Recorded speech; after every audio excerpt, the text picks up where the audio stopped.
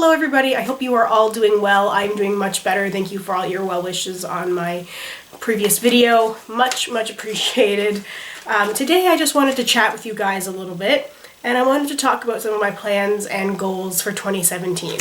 This is one of my favorite things to do. I've done a plans, goals sort of video for the last couple of years, and usually I do it earlier than this, but I just kept kind of putting it off. But I wanted to share my thoughts and ideas with you guys, and hopefully I will inspire you, and maybe you will take some of these challenges, even just one of them, and use them yourself and change it and, you know, make it work for you. The only thing I would ask is to please not take credit for something that I came up with. A lot of these things are variations of ideas from other people already, and it's really hard to give credit all the time where credit is due. But this happened to me last year when I did this video. I had a couple of people pop up all of a sudden, like within days of me posting my plans for 2016 video, starting projects with the exact same name as what I had talked about, the exact same rules, and people were taking credit for it, like saying I just came up with this idea, and it just made me a little bit uncomfortable. I'm not asking for credit. If you decide to do any of these projects or adapt any of these ideas, I'm not asking you to say in your videos or in your blog posts or whatever that you got the idea from me, but don't say the idea is your own. You can say that you saw it on YouTube or you saw it somewhere else or you saw somebody do it, but don't say I did this if you did get inspired from my video. And I get it, we're not all gonna watch everybody's video anyway, and there's definitely gonna be some overlap, and we're all creative people, and this is such a niche world that there's only gonna be so many unique ideas that come about. So some of the stuff is gonna be completely coincidental, and someone is going to have gone by this honestly, but sometimes it's too much of a coincidence when someone is using the exact same wording that I did. Yeah, so that's why, another reason why I was a little hesitant to share this, but I decided, you know what, I'm not going to let those people get me down. I want to share it with you guys, because I've had a lot of people ask me what I was planning on doing in 2017. So I have a list of projects, and then I have some just general goals. So I'll start with the kind of general goals first, because they kind of shape my projects. So my general goal is to do a low buy in 2017, for all of 2017. So that would be mostly a repurchases only, and only the necessary repurchases. I'm going to try and not just repurchase things just because. It might be a little bit difficult, there might be some exceptions, but I'm going to try and I want to get my collection down to something that's more manageable, but I also want to use up a lot of my older stuff before it goes bad, and I want to have more space so I can try some new things, because I have been putting off buying a lot of new products so that I don't get overwhelmed, because I need to finish up those old ones. So I don't ever plan on having a minimalist collection. That is not my goal. I like playing around with makeup too much, and I like having fun and experimenting and trying things. I really just love to try. That's just so much fun for me, putting a product on for the first time. I just enjoy it so much. So I really want to decrease what I currently have, and that's why I want to do a low buy. I'm thinking about doing a no buy for the first 3 months of 2017, January, February, and March, because I think that'll be pretty doable for me to just not buy anything. I can't see myself needing to repurchase anything in that time, except for maybe something like Fix Plus or something. I think I can do a 99% solid no buy for the first 3 months. So that is going to be a goal.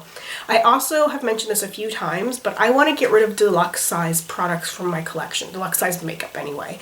I just like the way that full size products look. I like the packaging.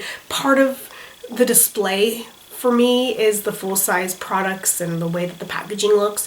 So I'm hoping to go through as many of my deluxe size products as possible, which means that there will probably be a lot of deluxe size products in my project pans, but a lot of them are pretty close to unused. They might have been used once or twice, so there's going to be quite a bit of product in there. I know some people kind of get turned off with project pans that are just deluxe size products, but I need to do that for me. I can't just keep putting in full-size products, and it's kind of unrealistic to have a lot of projects going with all full-size products because I'd never finish anything. So I really want to get through deluxe size samples, and that's going to be part of my hashtag 365 days of samples revamp as well, because I'm going to be putting all deluxe size products in my sample box, but that's also going to include skincare as well. And my plan with that is to try and keep most of my skincare, like hair products, to my hashtag 365 days of samples. So I'll have a mix of various beauty products in that one, and then I can stick to makeup with some of my other projects. So one of the biggest projects I'm going to be starting in 2017 is a reverse Rouge project pan. So what that means is that I'm going to be trying to reverse my Rouge status from Sephora. I'm going to have $1,000 worth of products, and I'm going to be working through them.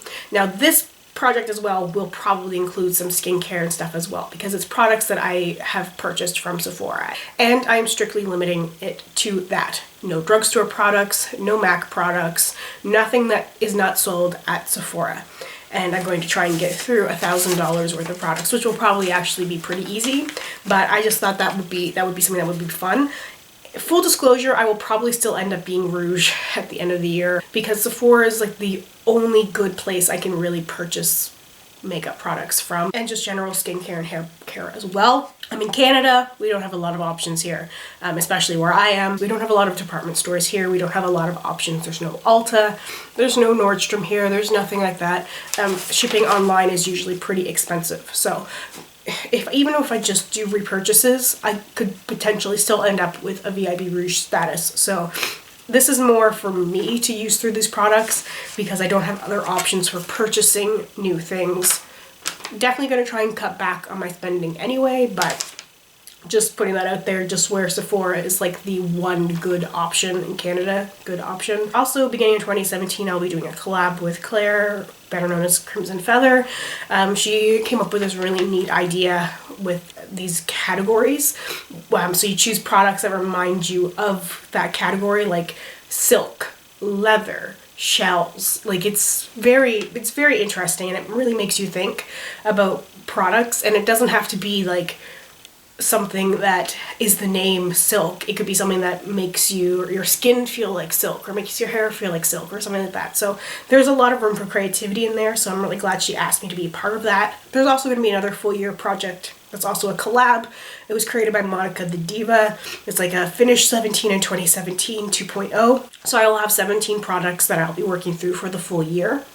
And I like that because it gives me the full year to work on things. So I can pick those products first, and then I can choose my other products around those ones. I've decided to continue working on my Project 100 pan instead of ending it this year, so I will be carrying that on until 2017. I already mentioned my hashtag 365 days of samples. I'm doing a lipstick roulette, which I started but then had to stop because I just couldn't commit to it. But I'm going to be doing it on alternating Sundays with the hashtag 365 days of samples. So 1 week will be the sample update, and then the next week will be my lipstick roulette update, and then sample update, and then lipstick roulette update. And I think that's going to be a lot easier to deal with, especially because the sample project is going to have deluxe size samples, so it'll be better to show progress after 2 weeks instead of every week. And then I'll have my lipstick roulette, where I will be showing you guys my lip swatches and scores and what I just chose to declutter, what I didn't declutter, and that's also going to be taking me through the whole year. I want to do a ColourPop project pan at some point in 2017, and I also want to do another viewer's choice. So I might combine them at first and do a ColourPop viewer's choice, where you guys can choose what products you'd like to see me pan out of some of my ColourPop stuff, because I bought so much ColourPop, I'm obsessed. I do need to use some of it up, and I really enjoy ColourPop products, so I thought that might be fun. So I don't know if I'll combine them or not, or if I'll split them up, or if I'll do a viewer's choice ColourPop and then do a separate viewer's choice.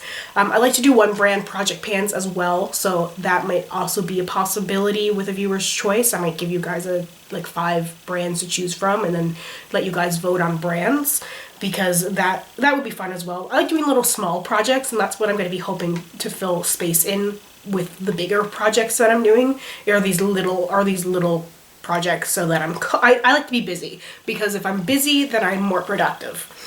So I will also be doing seasonal projects. The first one will be Finish whatever by spring. I'm not sure on the number I'm going to choose yet, but I really like seasonal projects because you have something to look forward to and you have a strict deadline, and so that works really well for me.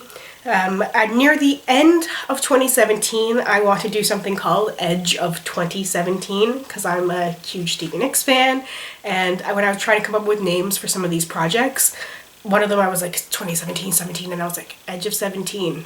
Edge of 2017. Perfect. So that's going to be near the end of the year, so that project probably won't start until about the summertime, and it will be a goal to finish a certain amount of products up before 2018. I also need to figure out something to do with my nail polishes. I have about 200 of them, so I need to use them. Doing a project polish, like a project pan with nail polish, didn't work so well for me last time because I felt like it's really hard to finish nail polish because you have to use them so often, and I don't paint my nails that often, although I try to. So I think maybe a roulette with that as well would help. Every time I need to paint my nails, like every time they chip and I'm going to repaint, then I'll choose a new polish and I'll do it something similar to my lipstick roulette. But the problem with that one is I don't know how I would do video updates. As I've mentioned before, to get video clips every single day of something is just, it's not practical in the world that I live in with my full-time job and my kid. I just can't commit to like getting video clips every single day of something. It's just not going to happen. Just being completely realistic. So I might not do updates on my nail polish roulette, or maybe I'll do monthly check-ins or something if people would be interested in that, where I can talk about the ones that I used over the month, what my favorites were, what my least favorite ones were, and then I can get rid of some of the ones I didn't like. I've already done like a minor nail polish declutter and gave like a box to my mother. And nail polish is one of those things that's kind of easy to give away, so that's a thought with that. If you guys have any other suggestions for the nail polish, let me know. If you would be interested in seeing some sort of monthly update, or if you want me to frame it a different way, if you want me to like choose 20 in a video at random or something and then do a check-in, maybe you guys would be interested in that if you're kind of part of it. Or maybe you guys can choose for me. Maybe we can do like a viewer's choice polish thing. I don't know. We'll figure it out. And then I'm also going to be doing a pan matte palette, although I don't think I'm going to do a large palette like I initially thought. I will be concentrating on finishing one palette for sure, but I'm leaning more towards a small palette. I'm sort of thinking about the Burgundy x9 palette from MAC because it's a tiny palette, but that will give me a lot of room to use other eyeshadows which I've been neglecting, because then my coinciding project is going to be my project PanPorn. So for those of you not in the know, if you're not on Instagram, there's a hashtag PanPorn, and it's a lot of people who show their used makeup, their powder products they've hit pan on, so you can see that pan. It's fun. It's just a fun little term, and I use it a lot on my Instagram when I'm showing products that I've hit pan on.